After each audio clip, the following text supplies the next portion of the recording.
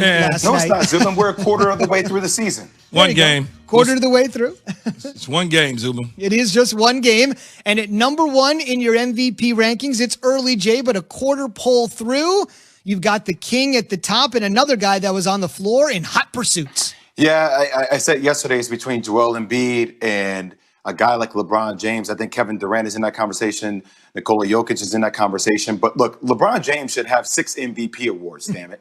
6. Like, he should surpass Michael Jordan. 2018, I felt like he got robbed from James Harden. I also felt like he got robbed last year with Giannis. And I think this year, the numbers are speaking for themselves, right? Like, now, because of last night, Utah and I think the Lakers are at the top of the overall standings in the NBA.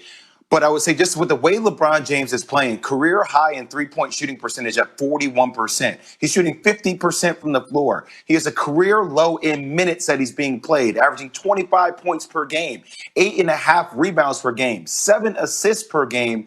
But it's all the ancillary things he does for his team. And last night, watching them play, they were down double digits within 2.5 minutes left to go in the game.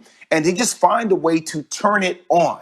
I know that the 76ers got to win off a Tobias Harris shot to close the game with 2.5 seconds left.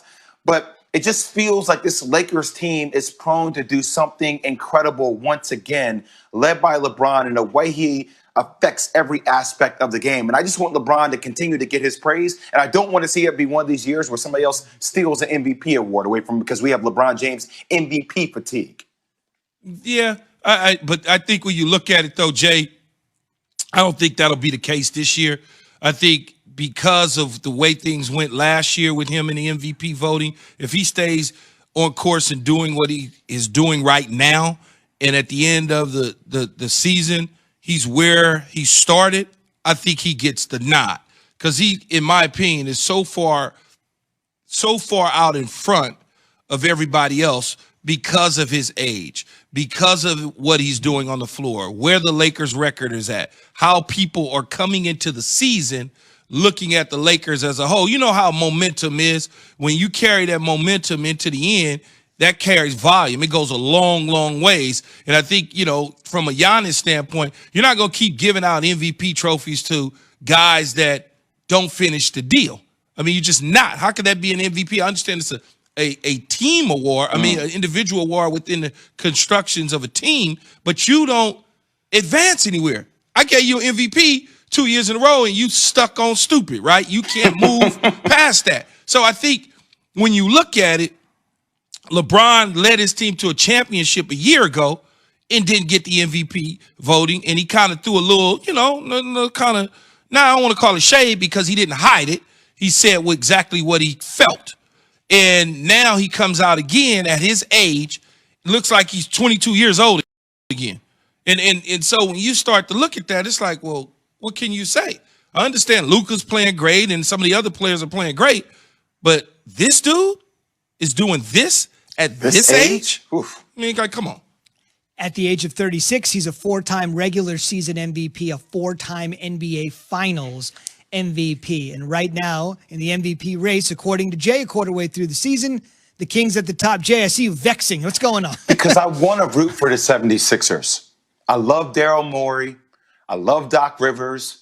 I like some of the pieces that they brought to the table, including Seth Curry, who can spread the floor, Danny Green, who can shoot, even though Danny Green sometimes looks very, very old on the court, especially defensively, Key. Like, he began roasted when he's on the island. I now see why the Lakers are like, oh, okay, Danny, like, you cool over there.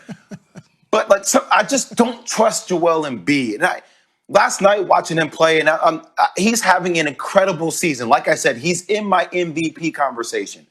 I just wonder sometimes about his durability, Key, when stuff gets tough, when it comes time to make a play. Ben Simmons is horrible this year at the free throw line. Granted, he's been playing more aggressively down the stretch, and I know that, Doc Rivers is supposed to unlock Tobias Harris, and he did have a game-winning shot last night. But there's something about this team that just feels like they're lacking that leadership. like that toughness. And I watched Milwaukee, and are there questions around Giannis in the playoffs and teams building a wall around him? But I watched Drew Holiday. Like, Drew Holiday is a dog. Chris Middleton is more of an ancillary player with Drew Holiday and Giannis, and they can shoot the ball well from the outside. I watched the Nets. Are there questions about them defensively? Yes, but I still know they're going to be trying to make moves during the trade deadline to find a big, if that's an Aaron Gordon or if that's a JaVale McGee, to help them kind of build out defensively with this team. I just feel like with what I watch, and I watch basketball every single night into the wee hours of the night, I feel like right now, if I were to bet money, I would bet money on the Brooklyn Nets and the Milwaukee Bucks being in Eastern Conference Finals before I would have the Philadelphia 76ers in that conversation. Well, I think, first of all, you got to give Embiid credit, right? In falling under the spell of Coach Rivers and getting right now, Coach Rivers has changed everything in my mind about Joel Embiid based on what I saw last year. Out of shape, didn't look great. Now he's running the floor. He's knocking down the long distance threes the way he is in transition. So when you start to look at him, you start to say, okay, I felt like that all along. If you remember J. Doc going over there or Glenn Rivers going over there, I'm like, he going to get them turned around. Everybody, for the most part, was like, oh, man, you can't get rid of him, move him. I'm like, no, man, that dude going to be all right. So far, so good. So far, so good. These are the numbers that Jay mentioned. These are the most important numbers because with Embiid, as Jay said, it's all about his health. Here are the total number of games he's played in the NBA, realizing most of these seasons are 82 games, right? 31 games, 63 games, 64 games, 51 games. This year, 14 or 15 games, they've played 19. So even this young year where he looks like an MVP candidate, he still has missed a handful of games. He got tapped on his stomach last night and fell on his back. And literally, you could have felt a pin drop in that building. Everybody got worried about it. And what happens with Joel is when he's injury prone, he starts to settle for more jump shots. And until I see that mentality change for Joel Embiid, I don't know if I can ride with him to get to the Eastern Conference Finals. Okay, Sixers over the Lakers. A reminder to tune into Mike Greenberg's show, Greeny, which immediately follows our show, Keyshawn J. Will Zubin on ESPN Radio. As always, Greeny will take you inside the stories of the day as only he can. Have the newsmakers you'd expect and interact with you every single day. From Keyshawn J. Will and Zubin right into Greeny weekday mornings on ESPN Radio. On the way, there are a ton of teams that are asking this very question. But does any team have a juicier answer than the Pats? Who's going to be their quarterback next year? We'll weigh in on that after Jay has this. Gets two jerseys. There you go. Tim Legler joins us now. And Tim, you were with us the night this news broke about Harden going to the Nets, and they're 5-2 since he's been there. What are you seeing?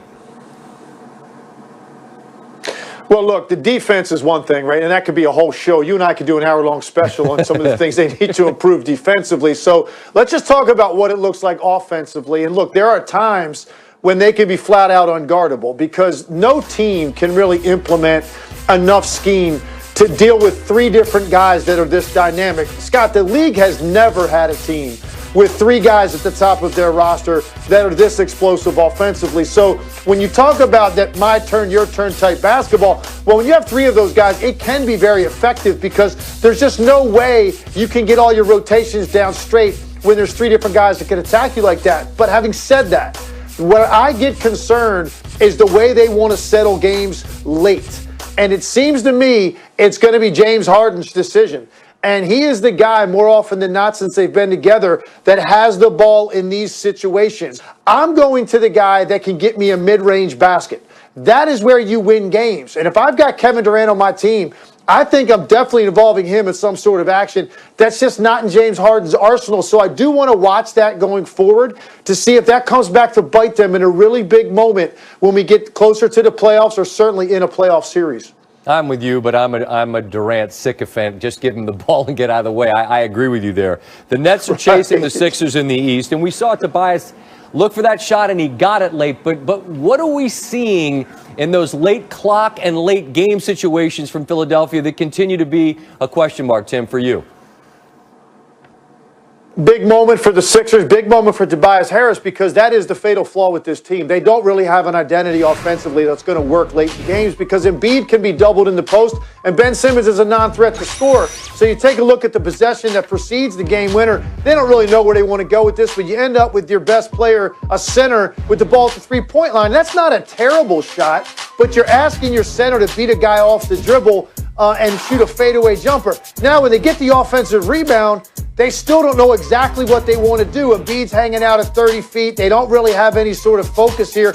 Ben Simmons comes off. Harris actually wants the ball at the top of the key against Caruso, but Simmons just throws it to Danny Green because that's the first guy he sees, and they end up with that shot, and it almost